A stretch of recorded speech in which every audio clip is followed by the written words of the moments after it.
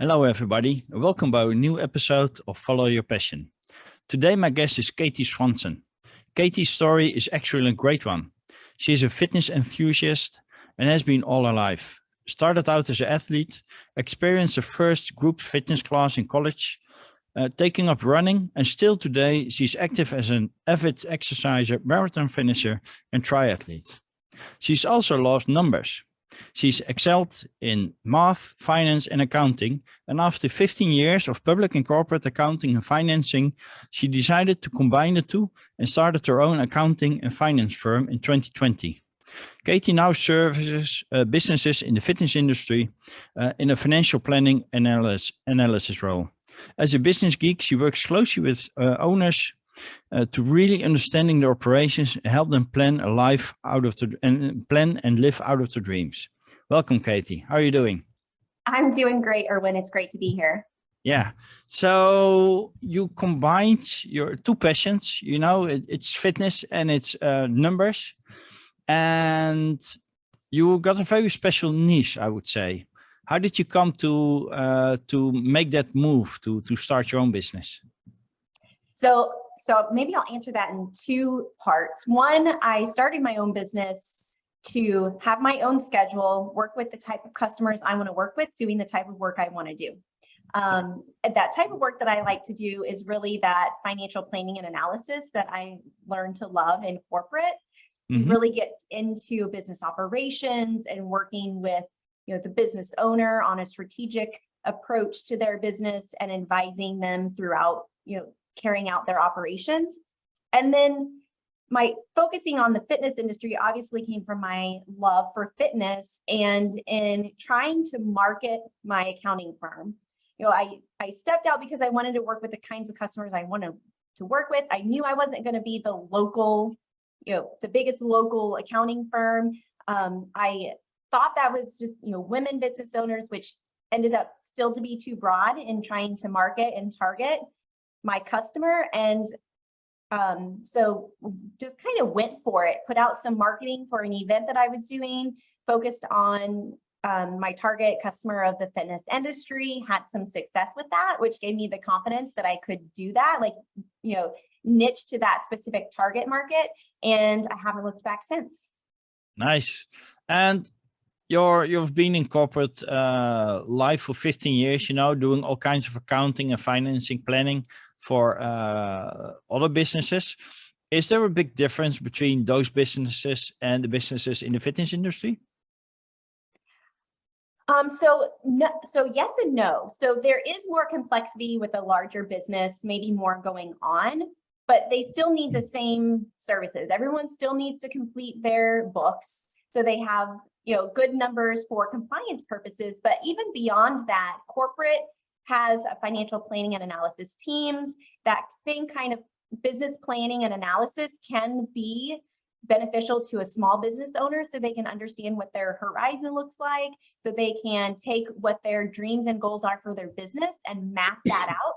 So, it might look a little bit differently for a small business versus a corporate, more complex business, but both corporate and small businesses benefit from it. Yeah, I can imagine that.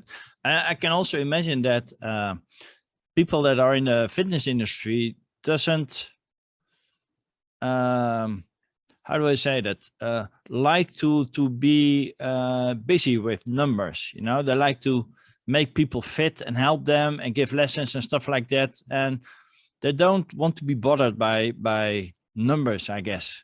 So that's where you come in, I guess. That's absolutely right. I'm working with a small gym right now that she's like, I don't even want to do this. So we took that over for her. A lot of times those fitness professionals' best place is either coaching if they're good at that, if they're a small enough gym that's what they need to be doing, because they have that passion for their customer and understanding their business and what they want to be doing in that business and carrying that out, rather than worrying about the back office and the numbers and understanding that, because it takes a different level, like a different skill set. And they were not introduced to that in college in getting their degree. Nowadays, I think at some universities they're required to take kind of a basics accounting course, but back when I was in college, I was in the School of Business, but that was about all that was in the School of Business were those business majors. So a fitness professional traditionally doesn't have that educational background. Maybe they are business savvy and can handle that, but they probably don't need to be spending their time on that in their business. Oh yeah, I do so recognize that. I started my own business 7 years ago. I started out as a hypnotherapist. And the problem if you're doing a training on hypnotherapy or NLP or some other sort of coaching business, right? You get the tools and skills to help everybody. And you can be great at those tools, but there isn't anything about entrepreneurship, and if you want to start your own business, you have to have a lot of different hats on, right? You just can't do the thing you're good at and think the rest will come. You need to have at least some basic understanding of that. Do you recognize it with your clients as well, that they're very good in their field of expertise, but they're lacking some basic knowledge about the numbers and accounting? And does it change their way of doing business once you start working with them as well? Oh, I agree, right? Like they're the experts in their field. They and I see it in my own business too. And I know accounting and I know numbers, but marketing was something new to me. So just understanding that skill set and finding the right expert in that field to help me, just like a fitness professional can understand their own limitations when it comes to finances and seek an expert in their field. So I have been able to help some fitness business owners understand, if they want to go move to a new location or build their own location, what does that take and how long does it take them to get there? So then they really understand what it takes to meet their goals. I need X number of members per month until I reach capacity, and at capacity, then I can look to opening in a new market, and just really understanding that. And I work with them on a monthly basis too, because we develop their plan, and then it's expected that they operate according to that plan. So then we visit their actual operations according to the plan that we put together, and can show them where they're deviating from that, where their focus needs to be on the next month based on what we have planned for them. So for example, in the summer, there's lots of kids programs happening. We had forecasted in a kids program for July. So when I met with my fitness business owner in June, I said, okay, we forecasted a kids class next month. What have you done for that? Because we have, X dollars forecasted in as revenue for that. So then that was kind of their target, that gives them that accountability of, this is what I said I was going to do. This is what's in the plan. What have I done according to that? And then even some accountability budget wise on expenses. So, we have budgeted out certain dollars for event expense or equipment upgrades, and just making sure that they're sticking to that and making wise decisions. In a meeting this month, I said, make sure that you evaluate that customer experience, and then let's talk about any expenses that you might want to take on related to that, and make sure that you're going to get a return on investment for that. That's the best spending that you could be doing right now, just based on what their horizon looks like. Yeah. Oh, and I think there's a lot of value in that, because it makes sense to have kids workshop or boot camps or whatever in the summer times, But if you want to have those, you have to start filling them like maybe in March or April already, to get it known. And even though it's currently the midst of summer, if you want to do something with Christmas, you already got start thinking about it. And it's a different kind of running your business. Yes. Just knowing what that plan is and thinking ahead instead of at the last minute, definitely your results will be better the more you plan. Some of the another fitness business that I worked with was heavily impacted by the pandemic, and working with them, I think it just gave them the confidence that their business could return, because they were so heavily impacted, and return at a sustainable rate, like what they've already been experiencing as far as their gym returning to pre-pandemic levels, membership coming back. We were able to forecast that out for them, and for them to see, okay, this is when I can reach pre-pandemic revenue. The membership may not quite be back yet for them, but this is when revenue will be back with some pricing structure changes. So I think that almost was like a sigh of relief for them to be like, okay, like it's returning, like I'm getting to break even, I'm not losing money anymore. And then what that looks like over the next couple of years is that revenue returns. Nice. And now you mentioned it, did the lockdown and the pandemic, I guess it hit hard on your niche, right? Well, and it's so interesting. It's really geographic based. So I worked at the gym in New York who did see quite a decline and has not returned to pre-pandemic levels. And then working with this fitness business owner in California, who probably has been the most heavily impacted in that geographic region. But then really, again, being able to show them this is how your revenue can return. Again, like industry-wide, probably in those areas, membership probably isn't going to return, but what can you do with either pricing or ancillary services to bring your revenue per member back up to where it was pre-pandemic level? And we can forecast that out and help them plan for that and see what that means for their business. There are gyms that actually, I went to Ursa a couple weeks ago, that was in June, and talking to gym owners there are some gyms that are actually doing better. And some of that's because maybe gyms in their area closed. So it is geographic, it is gym specific, just on what their experience is like. It's a little crazy. Yeah, I can imagine that. Did some of your clients also pivoted the business to other services, or are they still sticking with the old program that they had? So the gyms that I work with have not pivoted and are not quite doing anything different than what they did pre-pandemic. Actually, none of them are offering a virtual offering. They're pretty much in-person live classes. One of them is a franchise, so they didn't have a lot of flexibility in that area. Their franchise, the franchise just didn't offer that option for them. So they are dependent on the members returning to the gym, which the industry is seeing.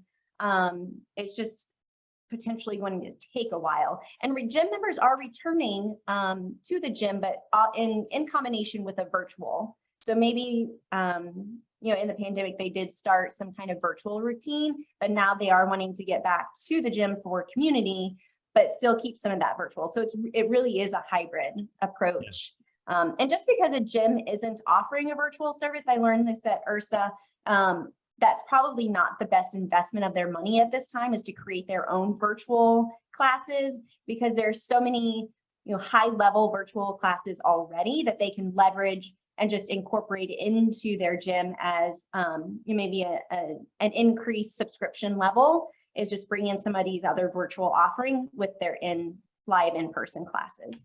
Okay. Well, I could also imagine that some of the gyms would have offered group lessons and are now doing more private lessons, like the one-on-one personal training and stuff like that. So in the pandemic, you did see some of that where people were more comfortable working one-on-one. So you did see that. But really, the community is big in members returning to the gym. So I would say pushing those group training classes or group fitness classes is really where the gym owner is going to see the best success with members returning. Yeah. And I think in the US, it's a bit the same as in the Netherlands, that you also got a lot of people or fitness members that are suffering from the pandemic pounds that they gained. Right. Yes. I mean, certainly we've seen that, right? A lot of time at home, sitting around, maybe not taking advantage of the great outdoors to get moving. That did happen. And then just the extra focus on coming out of that on health and physical activity as it relates to your personal health and being healthy to be able to combat viruses.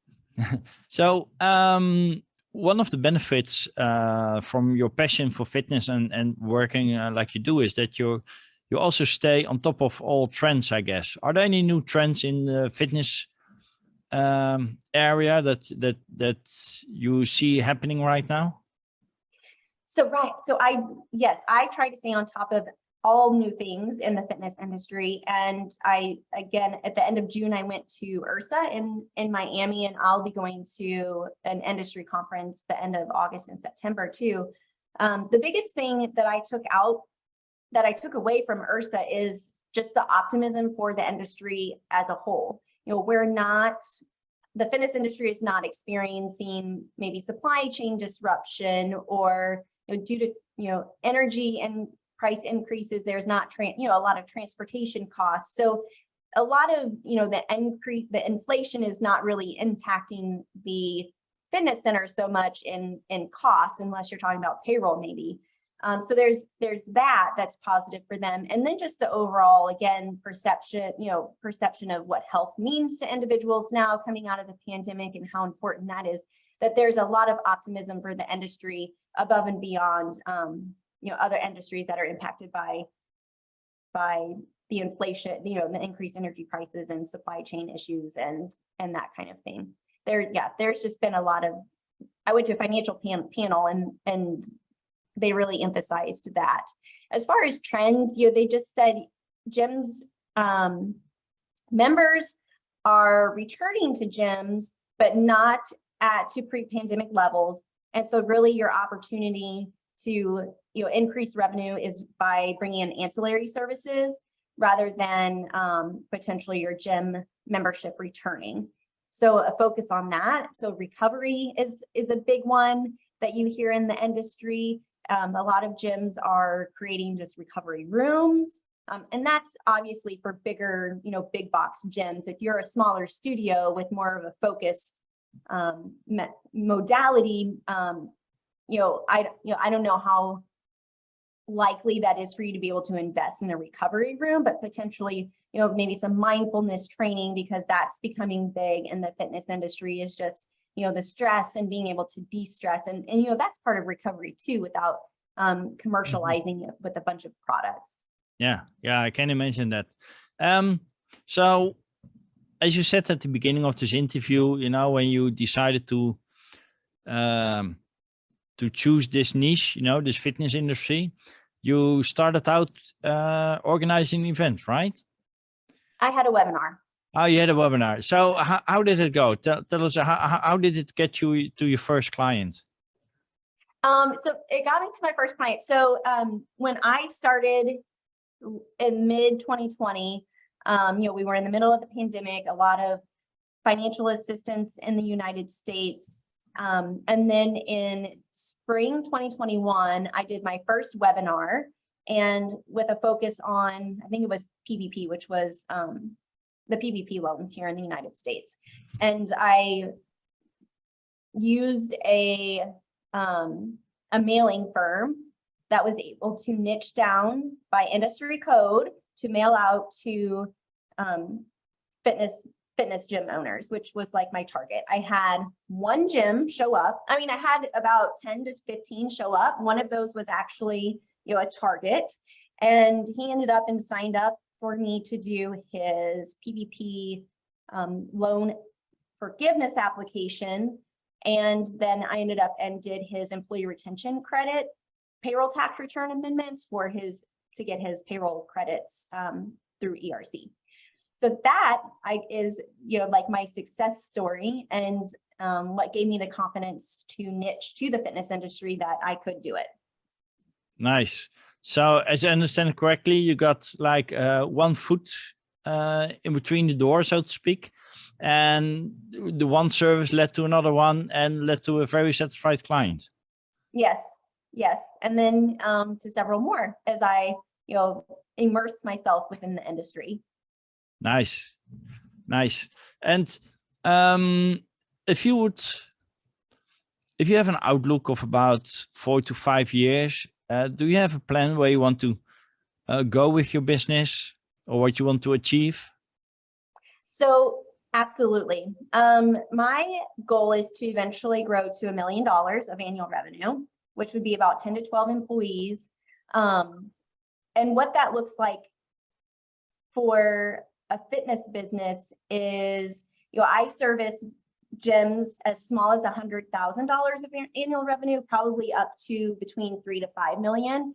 Beyond that, they could probably hire, internal team members to handle this, and maybe would want to, and grow my team of fitness professionals so that we can really mentor and coach fitness business owners and gyms in growing their business. We are in the industry. We are fitness professionals just like you. This is right, like my selling point, my tagline is growing our team of fitness professionals, but that are also financial and accounting experts, because there's several of me out there, I think, and just building a team of fitness professionals that potentially own their own fitness business, whether that's a gym or they're a personal trainer or a health coach. So we understand our customer and what they're doing from day to day, and we bring that finance and accounting expert focus to our relationship. Nice. And are you also thinking about expanding your niche, or will it stay with the fitness industry? I mean, I service clients that are not in the fitness industry right now. I've been referred to like a kind of like a dance studio. I can see cross relations to potentially nutrition coaching. If it's number of clients, number of sessions, pricing, right? Like the buildup of a financial plan would be similar. The thing with, kind of those outlying businesses is we're not immersing ourselves in those industries.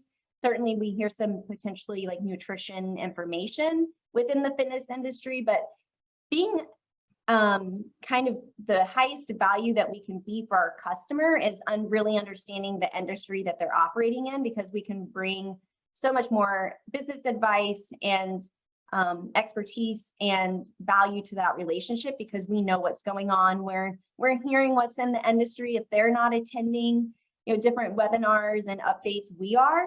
And so we can bring a lot more to that relationship if they are in the fitness industry. Yeah, I totally get what you're saying. And it's the same, is your marketing story can be different than the clientele you're actually helping, because if somebody that's like a dietitian or a nutrition coach or a health coach, and he's reaching out to you because he or she is cooperating with one of the gyms you're working for, of course you can help them, but it doesn't mean that it's your expertise. You right? So it's I think it's very good that you stick to your niche and your expertise, and that you say that this is my added value.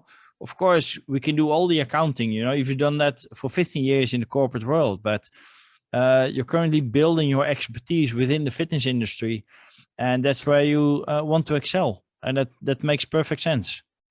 Yeah, you're right. We can do the finance and accounting for any business because we understand that, but beyond, bringing value to that relationship, beyond just the numbers, and really being a partner with them in their business and what they're trying to accomplish, we're really going to understand that fitness business a lot better than any other industry. Yeah, I had a client, or no, not a client, a guest in my podcast a few episodes back, and she was also not into accounting, but she was about making businesses profitable, by making sense of the numbers and accounting. And I guess you do the same for your clients as well, that they make sense of the accounting and of the figures and the cash flow and how they should look at the data. And so do you see that they're changing the management of the business by the insights they're getting from the data you deliver to them and the advice you give them? Certainly. So they see the potential for their business, for one, which I think, keeps them going. And then the second one, I just did kind of an after action review with a gym owner who held a big event.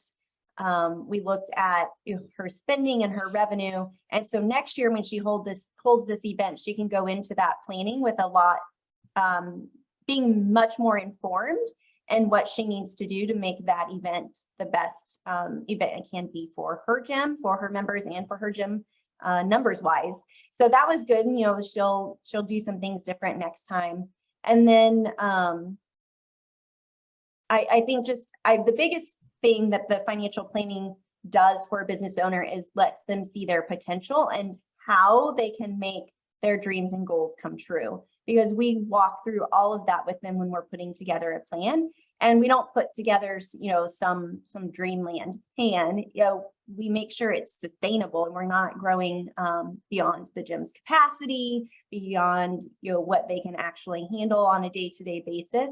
So it's very reasonable and it makes sense, and it can really just show them how it is possible. Nice. And if you look at your current clientele or the clients you've had in the past, which one comes to mind if you think about the biggest success or the biggest transformation you've accomplished for them? So it would have to be the small gym that I work with. She initially came wanting to build her own location because she wanted to move out of her current location, was really what she wanted to do, thinking building her own space would be her solution to that. So I was able to forecast out and show her, at a specific growth rate, where she would, when she could be into that spot to have enough cash to put down to purchase land and build a building. So that gave her, that showed her how that was possible. Well, then it came to another space opening up.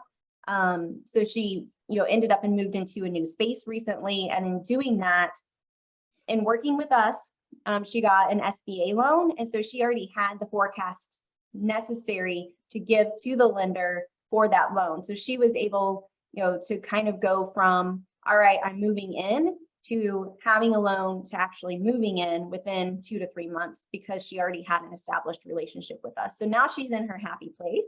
Nice. Actually, physically and mentally, it's been a big boost for them. And we were able to help her do that. Nice.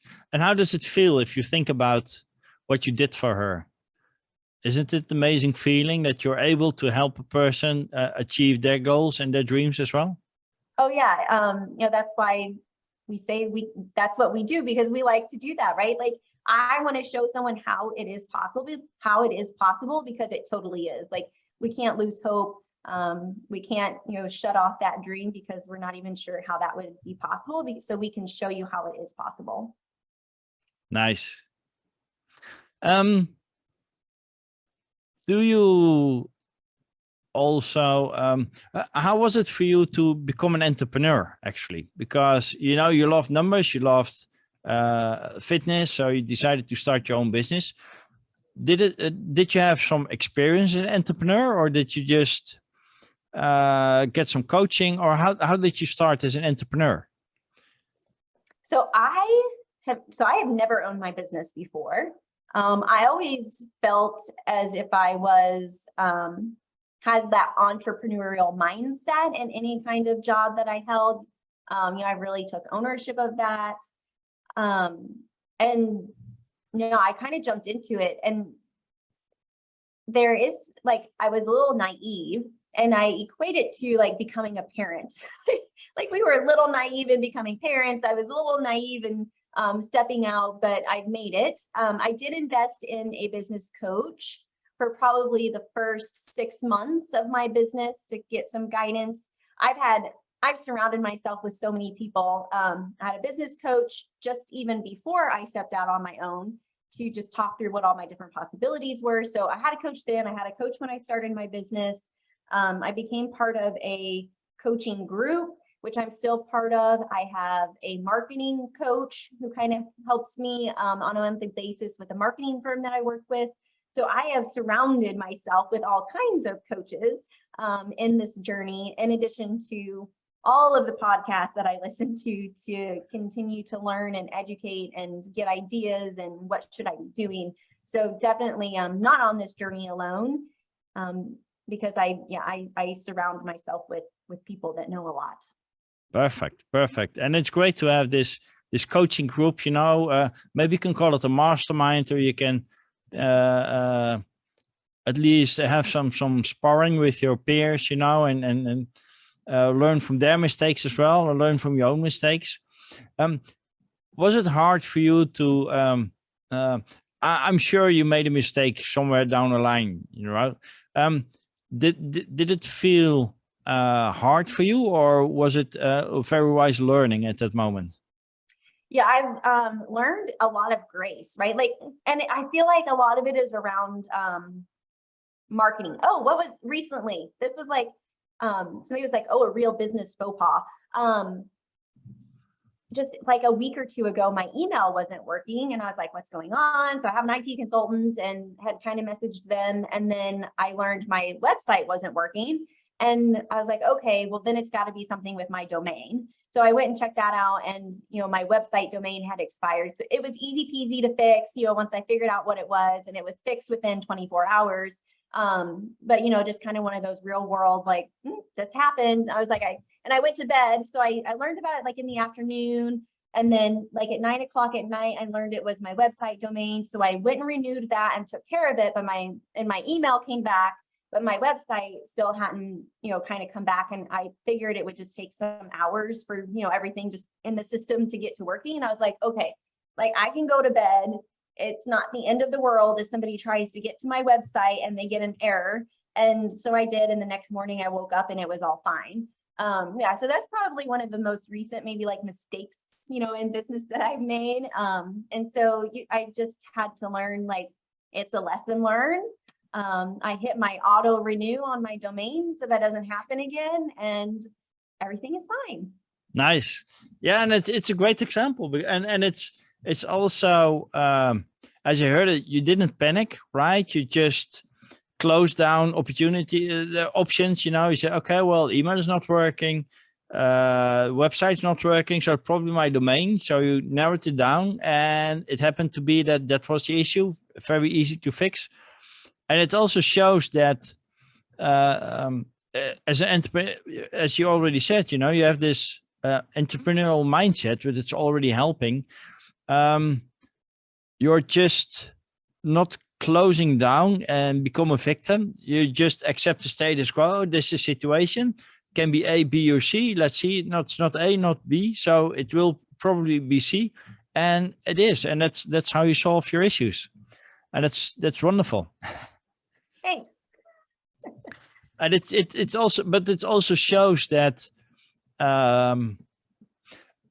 at least you have to have a basic understanding of all the things involved in entrepreneurship, right? I'm not an expert in social media marketing or whatever, right? I've tried some Facebook ads. At the beginning it worked, and then they changed the algorithm, and I have a very hard time creating the right text, because you can say something about a child can have this, but if you make it your child, it's already offensive and you can't use it. So driving me crazy. But at least you need to have a basic understanding of how it works before you can outsource it, right?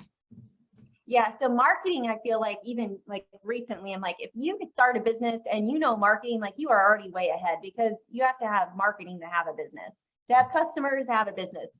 And I have learned so much. I pretty much knew nothing. I didn't even hardly get on social media personally. So yeah, it's been a lot of learning, and it's just a journey. Trying things now, I don't know if they're mistakes, because that's what I've heard. Like, you just have to try things, which is really hard for me, and just to try and see if it works. So yeah, I don't know if I would call marketing mistakes. It's a lot of learning and adjusting and seeing what works for you. And it's a journey. And that's exactly what you say. There are no mistakes, there are only learnings, right? There are a lot of things you do especially when you're starting a business at the beginning. There are so many things you do for the first time, and it would be a miracle if you got everything right the first time. So you're bound to make mistakes, rookie mistakes, but they're all learnings, because you only do it once, right? You're not doing it twice or 3 times in a row, unless you're very hard-headed, but most of us aren't. Yeah. I think about how much money I've spent on marketing, and I'm like, oh, like if I could have that money back, not on everything, right? But just things I'm like, oh yeah, like I didn't get anything out of that, but I guess I learned that maybe that's not what I should be doing. Exactly. It's the same with some trainings I bought indeed. So I totally know what you're getting, especially at the beginning, you know, when you're just a newbie in the entrepreneurial journey. And you see a lot of people having success and they're selling their trainings or products, you know, that, and all those stories about, you know, I had nothing, I was almost broke. Then I found the golden key and I tried it, it worked. And I'm sharing all my learnings with you, you know, and I'm not that special. So if I can do it, you can do it as well. You have to just do it like this. And you think, oh, that's great. You know, you want very fast success and only to find out it's not working for you. And I've had a lot of those trainings as well. And they're all learnings, you know, are there mistakes? I don't know. You know, you just learn that it's not for you. Mm-hmm. And that's also narrowing it down to what totally fits you. And if it feels good, you know, you feel happy with it, please go ahead with that and don't bother the other things. Yeah. And I don't know if it's a total mistake if you learned something from it, because there probably were some nuggets of takeaways that you can, you know, use in other areas of marketing or of your business or something, but just maybe overall that wasn't what, you know, It's definitely, you know, you learn from everything. You know, it might not be that you can totally clone what they're doing, but at least you can take some principles from it and see how it applies to your business. So there are always learnings, as long as you're open for it. Right. Katie, I think you're on a wonderful journey and you got a great niche. Is there, if you could share one little tip or piece of wisdom with the audience that want to pursue their passion as well, or want to start their own entrepreneurship, what kind of tip could you share with the audience? Recently, I've just been thinking a lot about relationships and connecting, because I really feel that's where the marketing, for me personally, I guess maybe the best marketing avenue is just getting in where you can develop relationships and connections with your target customer. Like it doesn't have, I don't feel like it has to be a bunch of fancy marketing. Figure out where your customer is. Maybe not necessarily digital marketing. I think they just really need to know you as an individual, and you need to get in front of them and make real connections and relationships with them. Nice. I think building relationships is very key of a successful business, indeed. And maybe you can even think of non-competitive partnerships, right? Other companies that are servicing the same industry, but aren't a competition of you, right? For instance, I could think of clothing companies, right? That supply the fitness industry with clothing for all the members, or maybe some energy drinks or some supplements, right? They're not in competition with you, but they serve the same business. So building relationships and partnerships with them could also be very beneficial for your own business. Certainly. I mean, at Ursa, so I was able to connect with another consultant in the business working in the HR area for fitness businesses and talent acquisition and, you know, keeping your team happy. And so they've been kind of just a great support. And then also it was in 2021 at Ursa, I met an individual in like digital revenue streams. So they put a monitor in your gym, and then you essentially, I think, get advertising from vendors for your, you know, to advertise in your gym, or you advertise your own services in your gym, you know, to pull more revenue into those service lines. So I feel, you know, just that support and being able to have a conversation with him about his business and how that's going, and just making those connections with other vendors in the industry is really good too, as you mentioned. Nice. Yeah, definitely. So if people want to know more about you, Katie, or get in touch with you, how can they do that? So changecollaborative.co is my website. If you want to book a free chat, you can certainly do that there. If you want to follow me on social, we're on Instagram and LinkedIn as Change Collaborative on LinkedIn and changecollaborative.co on Instagram. Perfect. Thank you for being my guest, Katie. I really enjoyed the conversation. I think you're on a great journey and there's more to come from you. So thanks again and let's stay in touch. All right. Thanks, Erwin.